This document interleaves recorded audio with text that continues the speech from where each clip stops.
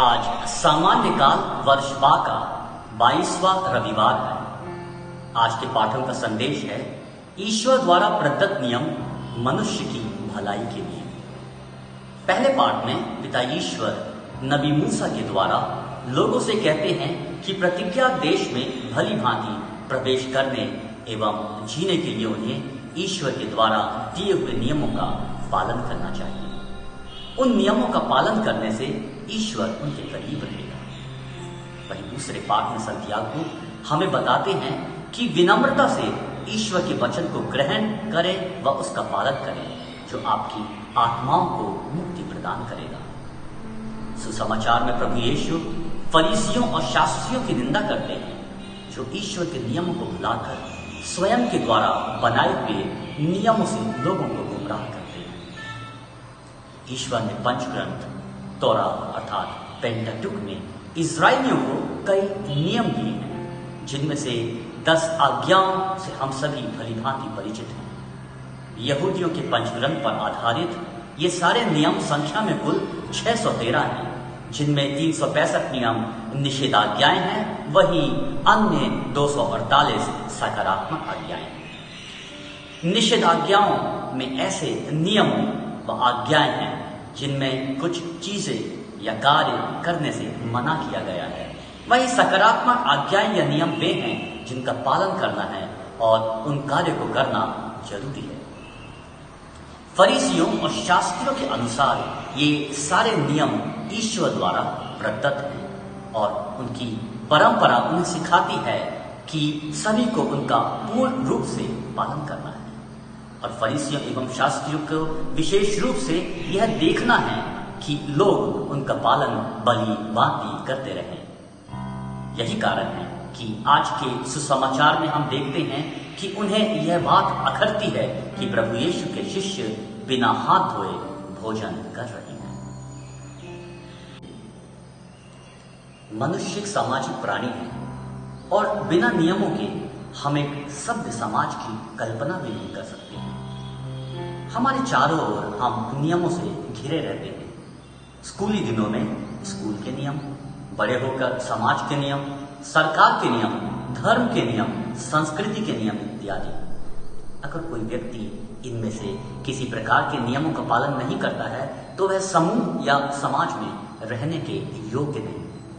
इन सारे नियमों में सभी नियमों का कुछ ना कुछ उद्देश्य है।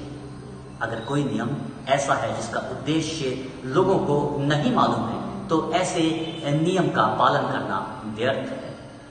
जिस नियम का उद्देश्य जिस क्षेत्र में है उस नियम का महत्व उसी क्षेत्र में है। उदाहरण के लिए स्कूल के नियमों की सार्थकता तभी है जब उनका पालन स्कूल के संदर्भ में किया जाए।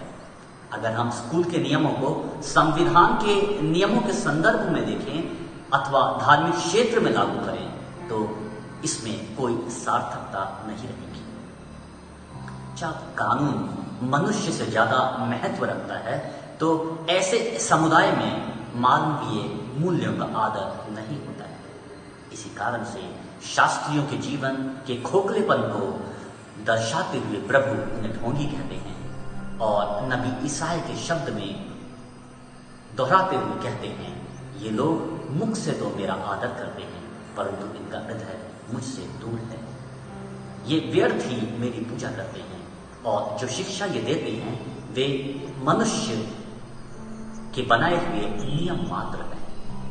प्रभु चाहते हैं कि उनके शिष्यों का व्यवहार पुरखों की परंपरा तक ही सीमित न रहे, बल्कि ईश्वर की आज्ञाओं को प्राथमिकता दें। प्रभु अपने शिष्यों को यह सिखाते हैं कि वे आंतरिक शुद्धता पर ध्यान दें, अपनी सोच विचार में, विचारधाराओं में शुद्ध रहें। शिष्यों के हृदय में व्यभिचार, चोरी, हत्या, परगमन, लोभ, विद्वेष, छल, कपट आदि पापों को जड़ जमाने का अवसर ना मिले। इसी बात को ही संतियागो अपने पत्र में आज के दूसरे पाठ द्वारा हमारे सामने पेश करते हैं। उनका कहना है कि हम न केवल वचन के श्रोता बने बल्कि उसके पालनकर्ता भी बन जाएं। इस संदर्भ में संतियागो शुद्धता तथा निर्मल धर्म आचरण की परिभाषा विपत्ति में पड़े हुए अनाथों तथा विधवाओं की सहायता करना और अपने संसार के दूषण से बचाए रखना बताते हैं। इस प्रकार आज का ईश्वर वचन हमें आंतरिक रीति से तथा ईश्वर के सामने शुद्ध बनने का निमंत्रण देता है। आज का पहला पाठ हमें समझाता है कि ईश्वर ने जो नियम हमें दिए हैं उनका उद्देश्य है कि हम अपना जीवन सफलतापूर्वक जिए और हम ईश्वर के और करीब आए, इतने करीब कि स्वयं गर्व हो और कहें, ऐसा महान राष्ट्र कहाँ है जिसके देवता उसके इतने निकट हैं जितना हमारा प्रभु ईश्वर हमारे निकट है।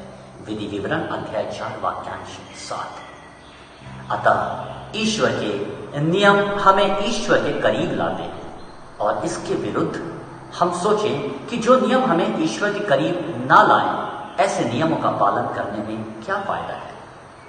प्रभु यीशु को फरीसियों और शास्त्रियों से इसी बात पर आपत्ति है कि वे ईश्वर द्वारा दिए हुए नियमों का वास्तविक उद्देश्य भुलाकर स्वयं के बनाए हुए नियमों पर ध्यान केंद्रित करते। उन्होंने बहुत सारे ऐसे नियम बनाए थे जिनका वास्तविक उद्देश्य ईश्वर के उद्देश्य से कोसों दूर था। दूसरे शब्दों में हम समझ सकते हैं कि नियम हमें ईश्वर के पास आने के योग्य बनाने में सहायक होना चाहिए। हम ईश्वर के पास आने के तभी योग्य होंगे जब हमारा हृदय पवित्र होगा। स्तोत्र ग्रंथ अध्याय 24 वाक्य संख्या 3 और 4। जो हृदय के निर्मल हैं वे ही प्रभु के दर्शन कर पाएंगे।